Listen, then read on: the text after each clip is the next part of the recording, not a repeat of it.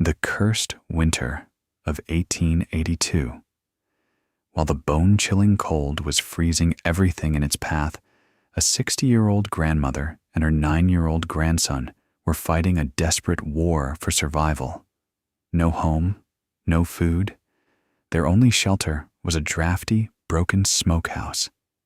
How did Ruth Miller survive both nature's fury and human cruelty? Discover this incredible tale of grit and survival. November 1882, north of Abilene, Kansas. The wind came low across the cut fields. Mornings froze the mud. Noon softened it, and dark froze it again.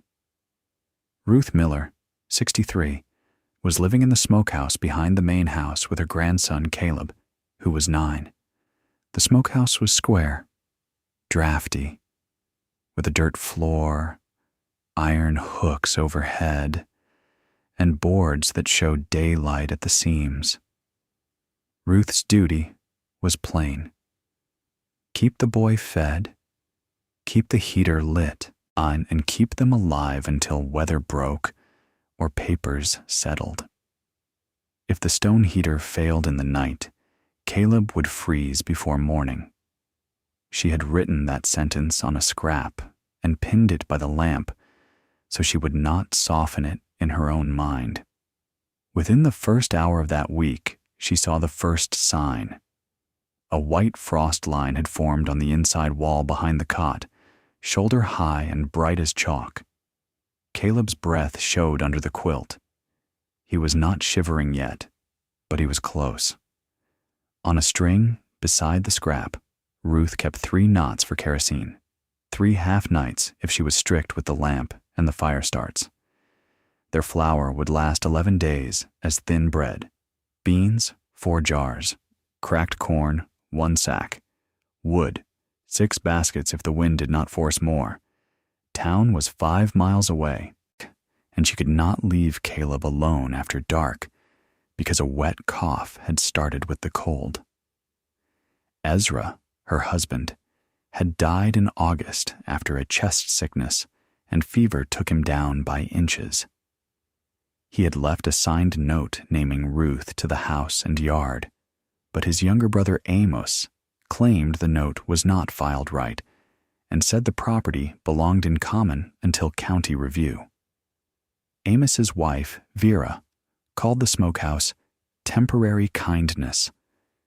They said it in front of Caleb. Caleb had been Ruth's responsibility since the previous year. His father, Daniel, died when a wagon tongue snapped on a creek road and threw him under the load.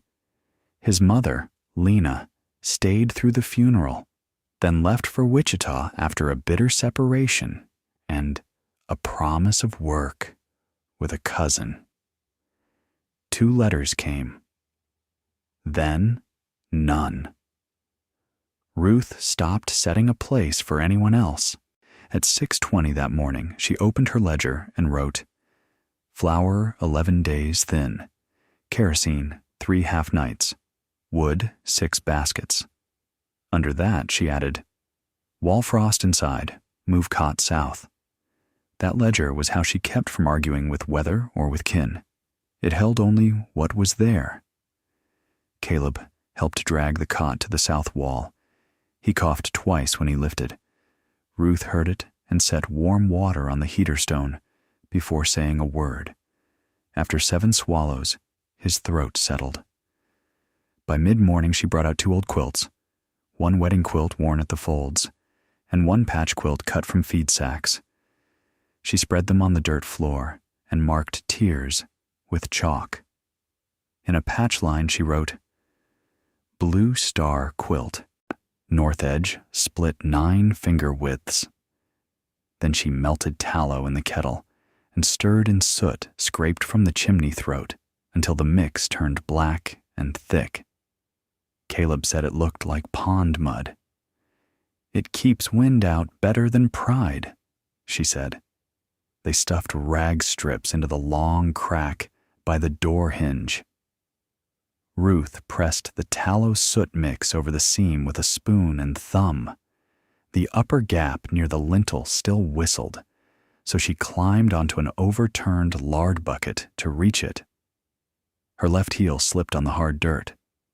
She came down hard, caught herself on a hook post, and the spoon rang away across the floor.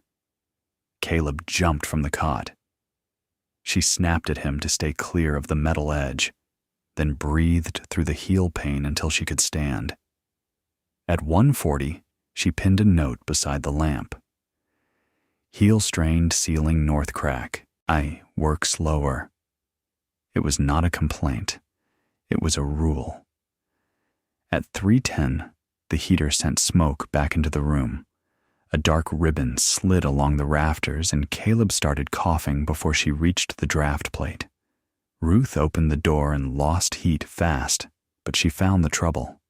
A wet bird nest was packed in the outside vent elbow. No one had cleaned the run in years. With a willow rod, she pushed the nest free, sealed the join with ash and clay, and relit the pole. In the ledger margin, she wrote, 3:18 smoke backflow. Vent nest cleared. Heat lost. By dusk, the room was warmer, but darker. She had tacked one quilt over the worst boards, and the light no longer spread clean. Kerosene was for fire checks, not comfort. From the main house came pan noise and the smell of ham fat. Vera laughed. Caleb stared at the wall and asked if they would ever sleep in a room with a floor again. Ruth mended the quilt and counted stitches aloud, so she would answer plain. Maybe another room, she said. A floor is boards, and boards are work. Before bed, she finished the patch and wrote, 42 overhand, 11 cross. Holds. At 10:15, she banked the heater with cobs and 2 split sticks. Wind hit the west wall in steady pulses. At 12:40, she checked the stones. At 2:05, she woke to silence where the heater tick should have been. The cobs had bridged and left a hollow. She used dry grass and 1 spoon of kerosene to catch the flame again. By 2:19, the draft pulled. Caleb whispered, "Grandma, I have it," she said. And this time she did. Morning built a drift against the door to the latch. She had to shovel from inside before she could open it. At 7:30, she cut the first snow mark on the doorframe with her knife. 10 inches at sill. That mark mattered. She meant to keep all winter honest. Amos came by at 9 o'clock, stopped at the threshold, and smirked at the quilts on the wall. He said the wood stack by the shed was now for the main house only. Then he tossed down a green split rail and said she could burn that, if desperate. Caleb stood too fast. Ruth set a hand on his shoulder and waited until Amos walked away.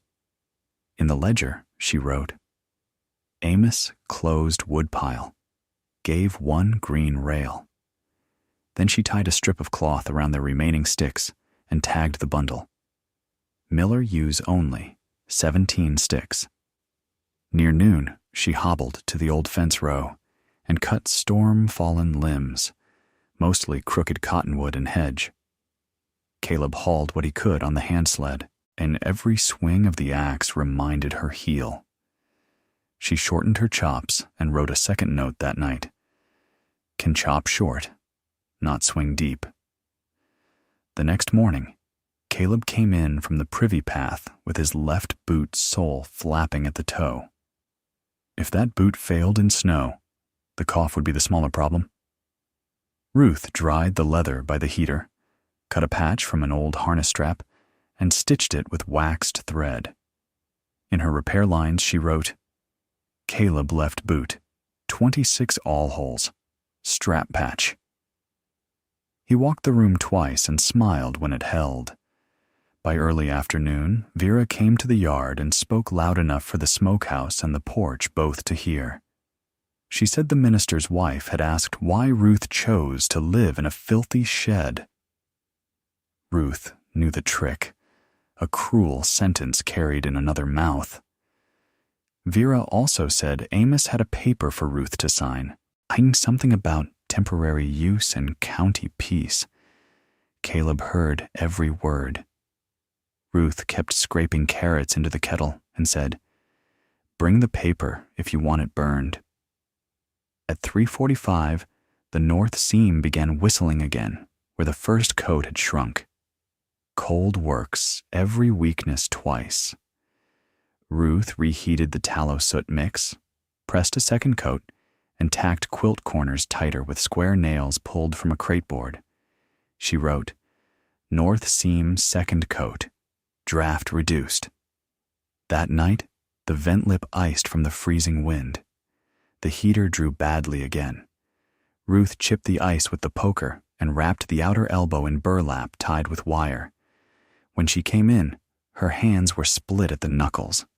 At 12:10, she wrote, "Vent, lip, iced, chipped, burlap wrap, plus wire, hands, split." Then she held a warm cloth near Caleb's mouth until his coughing eased. Friday brought sleet and fine snow that slid under the door, despite the rag snake. Ruth cut a threshold flap from grain sack, weighted it with a rod, and had Caleb pack dirt against the sill with a block. By 2:30, she checked the flour bin and stopped pretending the first count still held.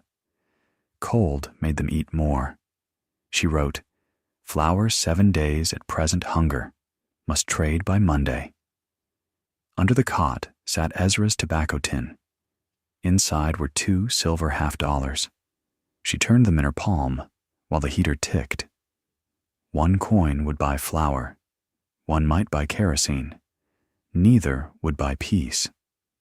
Before dawn on Saturday, 5:10 by her shelf clock, she and Caleb set out for Abilene with the hand sled, a dozen eggs wrapped in straw, and 1 cured rabbit pelt. The road was iron hard in the shade. Ruth pulled the sled on the flats and let Caleb ride the hill sections. Her heel pained her with every long step, but wind punished stopping.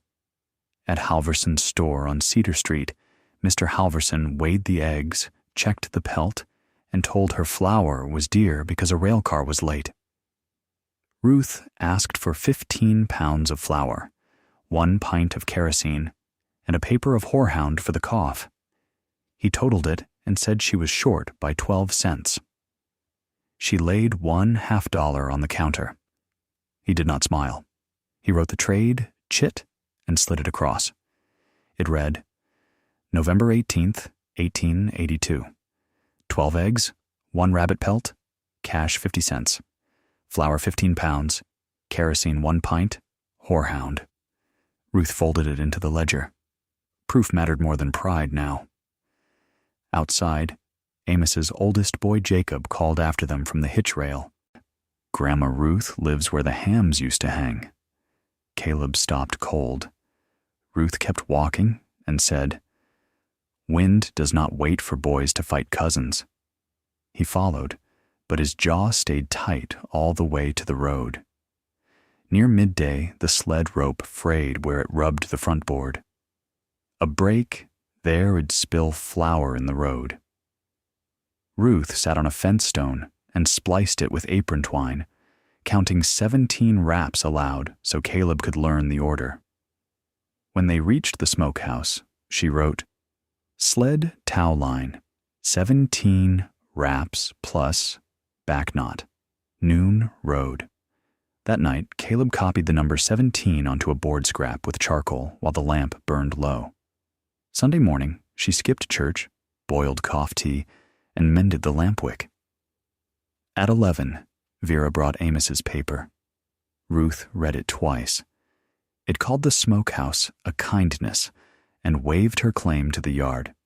Ruth laid it on the heater stone, touched 1 corner to the flame, and watched it curl. Vera shouted and tried to snatch it back. Ruth said, "Now it is warm," which is more use than it was before. Amos came by after dinner, face hard, and said she would be put off the property after the next storm if she kept making scenes. Ruth pointed to the deed note copy and Halverson's chit in her ledger pocket and asked him to repeat that in front of Constable Pike. Amos stepped closer. Caleb moved behind the cot. Men who think they have the upper hand often forget who is listening. Amos lowered his voice and only repeated that the wood stack was not hers. Before supper, the heater stone cracked across the top seam. Not wide, but long enough to change the sound of the draft. If it opened in the night, coals could roll. Ruth mixed ash and clay and packed the crack and bound the heater with 2 lengths of stove wire left on a rafter hook. At 4:40, she pinned a note. Top seam cracked, packed ash clay, wired twice. Watch hourly. That note stayed where she could see it from the cot. Monday came quiet, and that worried Ruth more than wind.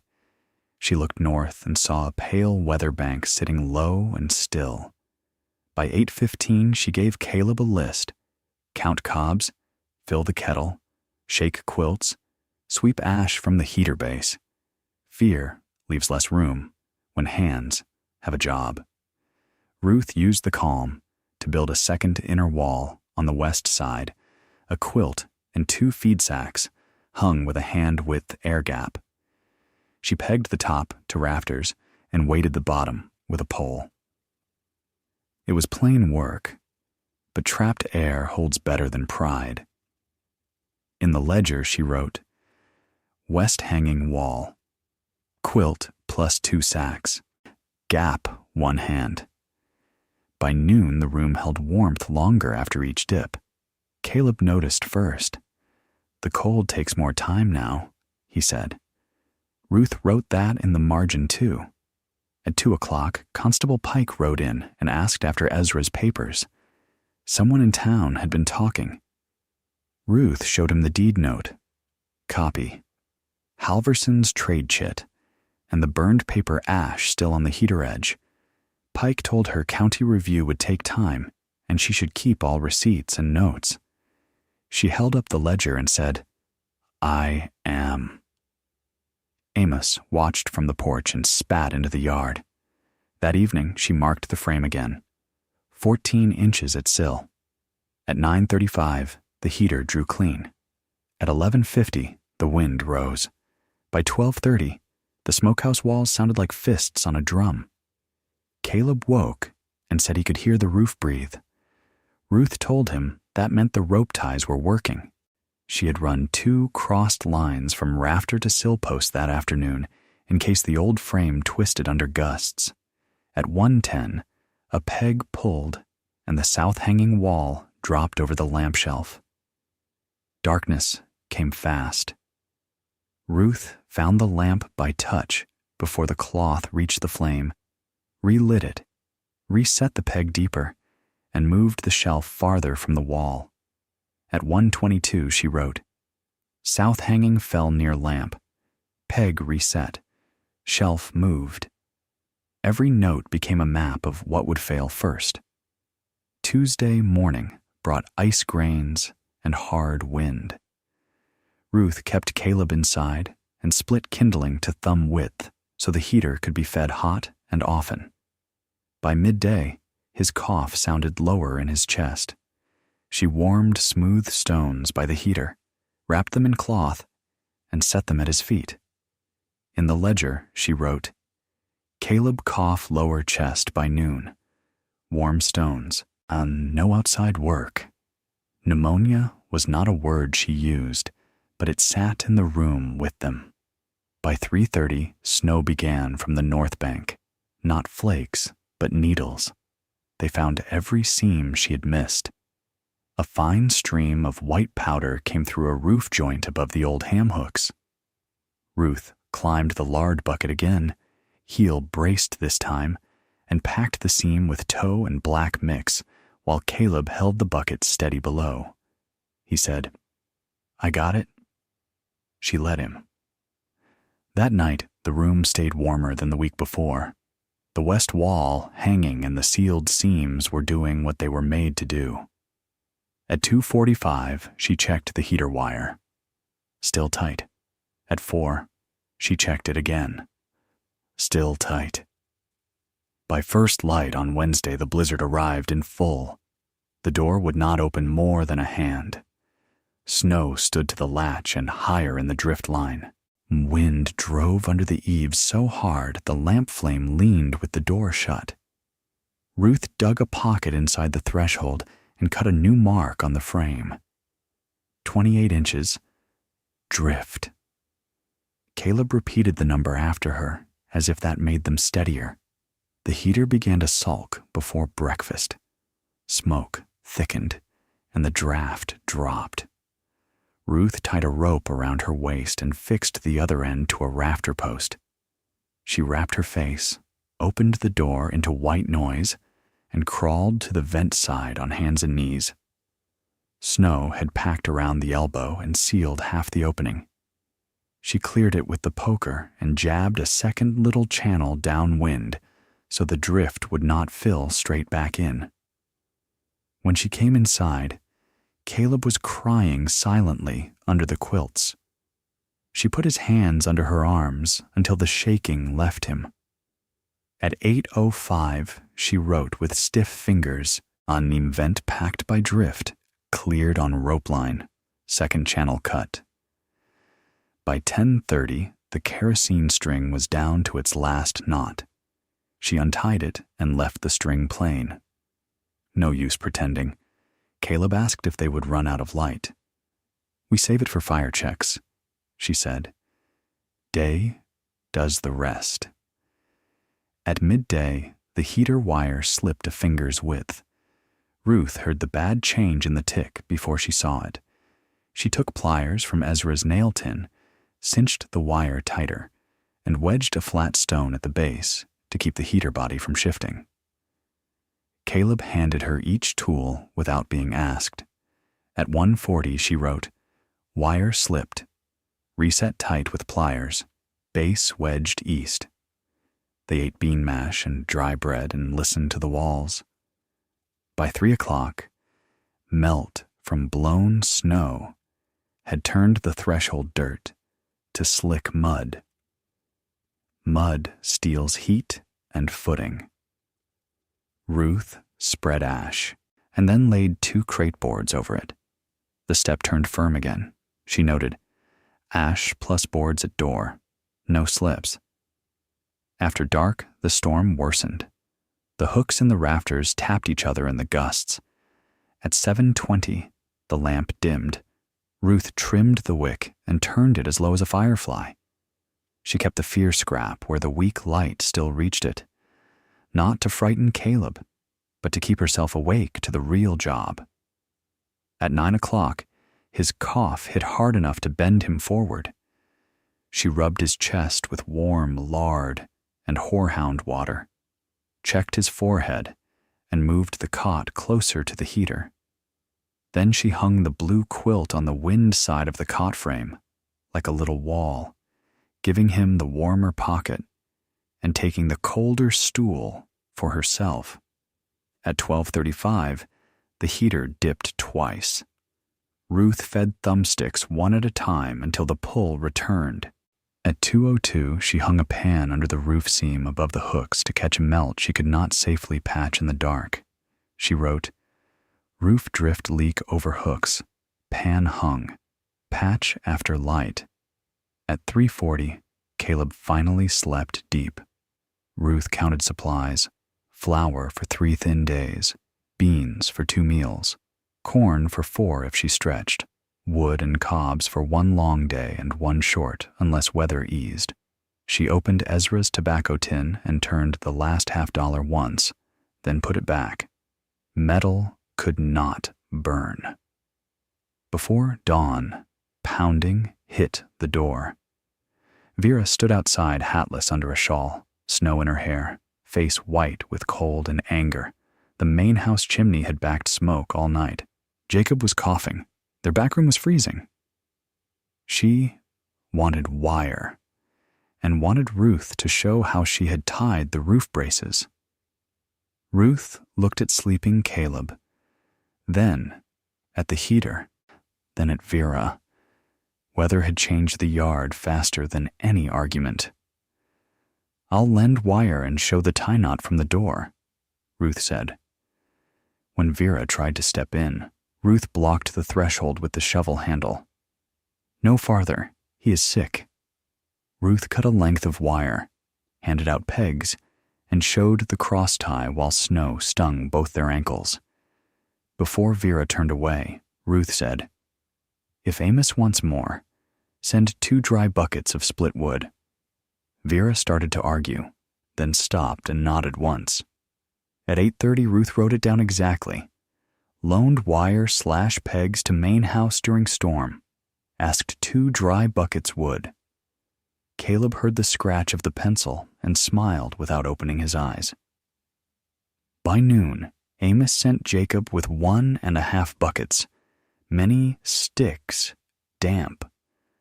Short even in trouble. Ruth counted them, tagged the bundle, and entered.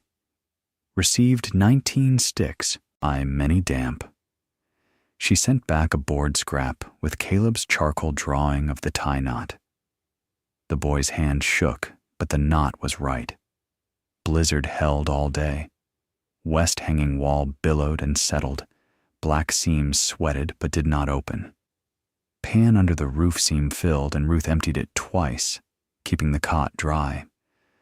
At 4:15, her heel swelled so badly she could barely put it down. She wrapped the ankle tight with a cloth strip and wrote, "Heel swollen. Must pivot, not walk." No doctor was coming. No horse was offered. Only the stool and the fire and the next hour. Caleb asked if he could feed the heater. Ruth showed him again how to place the sticks crosswise, how to wait for the pull before adding another, and where never to leave the poker. At 6, she watched him do the check. At 7:10, he woke her from a short doze and said, it ticked wrong. He was right. 1 damp stick had smoked and choked the draft. Together, they fixed it. A boy taught in plane work can hold a room through a storm. The wind ran through the night and then, near Thursday morning, eased into a deep white stillness. Ruth cut a narrow trench from the door 1 shovel at a time while Caleb dragged snow back with a grain pan. At 9:25, they reached the vent side and cleared it proper. At 10:40, they opened a path far enough to see the fence top buried level.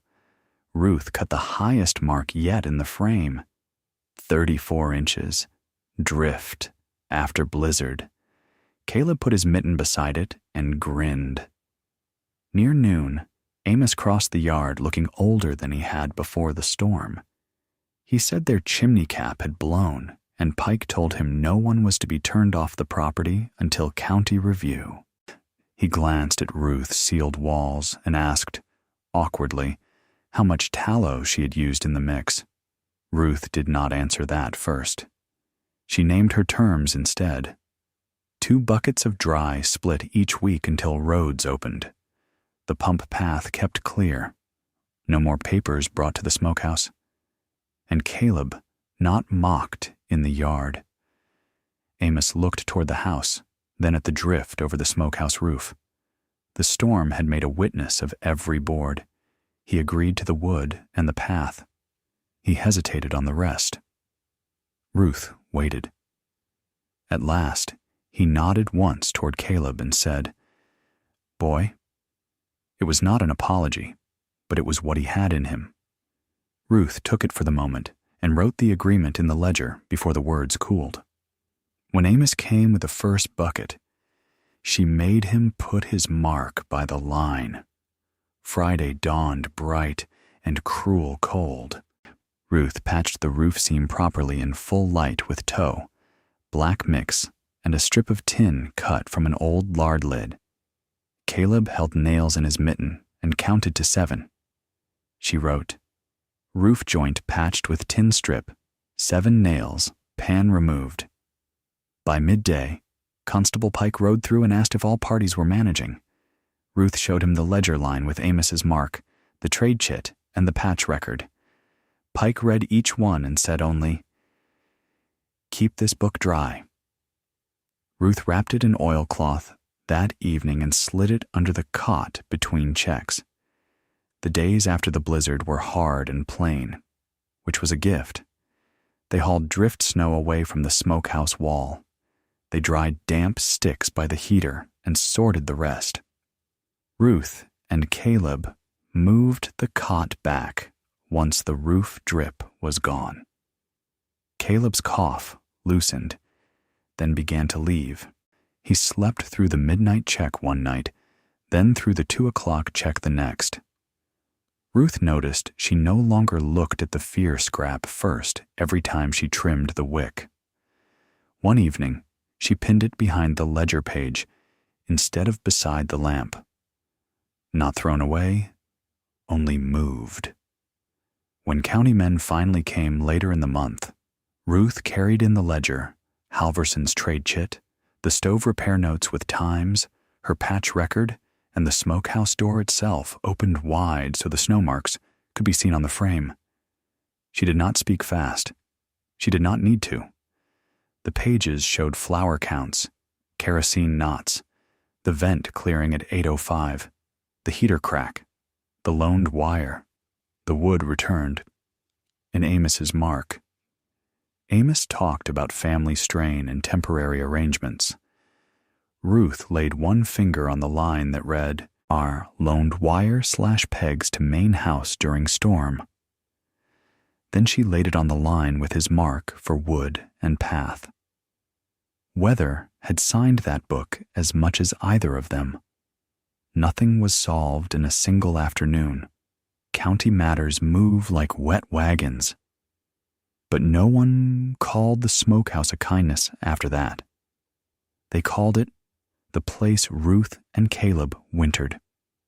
They stayed there until the worst of the season passed and the papers turned enough in Ruth's favor that no one could shift them by voice alone. By then, the smokehouse looked less like an outbuilding and more like a small room built by counting. Quilts hung true on pegs. The west air gap remained. Threshold boards stayed dry. The heater wire was replaced later, but Ruth kept the first cracked stone note pinned nearby for weeks to remind herself what had nearly failed first. Caleb began keeping a page of his own in the back of the ledger. At first, he copied numbers, then small lines. 34 inches is near my knee. Dry sticks talk sharp. Amos Cobb's, no words. Ruth pretended not to smile when she read them. A boy who learns to mark weather learns he can answer it. By March, the wind lost its knife. The yard turned to mud by noon and froze only in the shaded ruts. One evening, Ruth stood in the smokehouse doorway and ran her hand over the marks cut in the frame.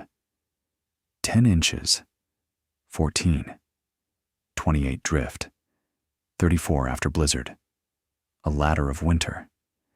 Behind her, the heater ticked easy. Caleb was inside copying Halverson's old chit onto a clean page because the fold on the original had worn soft. He asked if they would keep living in the smokehouse after spring. Ruth looked at the patched roof seam, the hanging quilts, and the nailed threshold boards, and the place where the fear scrap had hung. "No," she said, "but we keep what it taught." He asked what that was. She set the shovel by the door and answered plain. "Count true. Write things down. Tie what the wind can take. And listen close when fair weather people start asking. In snow." Years later, folks around Abilene told the story in bigger ways than it happened. Caleb, grown, always told it smaller. He said winter came before justice, and his grandmother knew how to make a room hold until justice caught up. If this quiet frontier story stayed with you, please subscribe for more.